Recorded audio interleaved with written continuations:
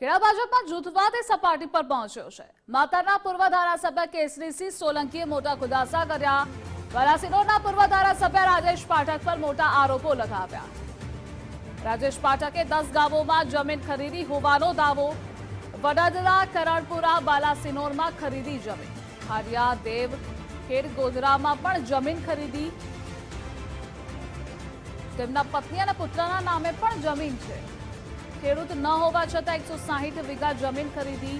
દૂધ ઉત્પાદક સહકારી મંડળીના ડાયરેક્ટર છે રાજેશ પાઠક। 20 સપ્ટેમ્બર 2009માં સાબિત થયું હતું તે ખેડૂત નથી।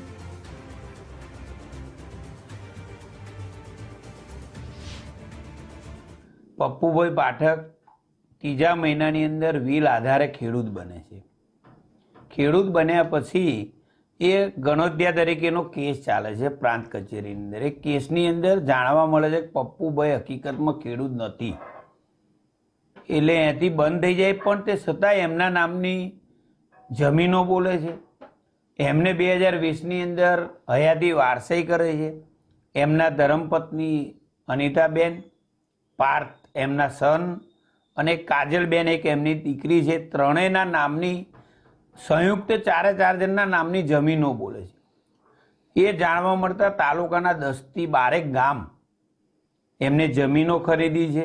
એ જમીનોની અંદર એમના દીકરાના નામે 92 વીઘા જગ્યા બોલે છે અને પપ્પુભાઈ અને એમના વાઇફ અનિતાબેનના નામે બીજી જમીન બોલે છે। ટોટલ મારા ધ્યાને જે 7-12 પણ મારી જોડે હયાતીમ છે 160 વીઘા જમીન છે। અને આ મુદ્દે સંવાદદાતા કિશન જોડાયેલા છે। કિશન, કેસરીસિંહ સોલંકીએ શું ખુલાસાઓ કર્યા છે? કરીએ તો માતરના પૂર્વ ધારાસભ્ય કેસરીસિંહે ખુલાસા કર્યા છે, જેમાં વાત કરીએ તો બાલાસિનોર વિધાનસભાના પૂર્વ ધારાસભ્ય પપ્પુભાઈ પાઠક બિન ખેડૂત હોય તેવું તેમણે જણાવ્યું હતું।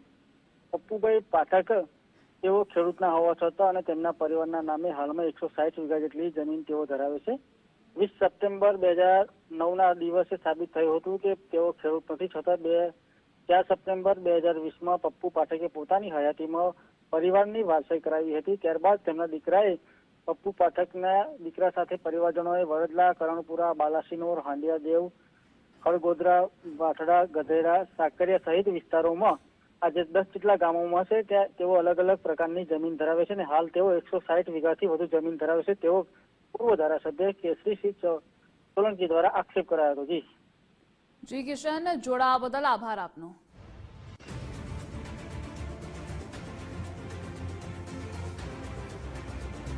તો ખેડા ભાજપમાં જૂથવાદ સપાટી પર પહોંચ્યો છે। માતરના પૂર્વ ધારાસભ્ય કેસરીસિંહ સોલંકીએ મોટા ખુલાસા કર્યા છે। તેણે આરોપ લગાવ્યા છે પૂર્વ ધારાસભ્ય રાજેશ પાઠક પર। રાજેશ પાઠકે 10 ગામોમાં જમીન ખરીદી હોવાનો દાવો કર્યો છે। આ સાથે વડોદરા, કરણપુરા, બાલાસિનોરમાં જમીન ખરીદી। હાંડિયા, દેવ, ખેડ, ગોધરામાં પણ જમીન ખરીદી છે, એટલે કે 10 ગામોમાં જમીન ખરીદી હોવાનો દાવો કરવામાં આવ્યો છે કેસરીસિંહ સોલંકી દ્વારા।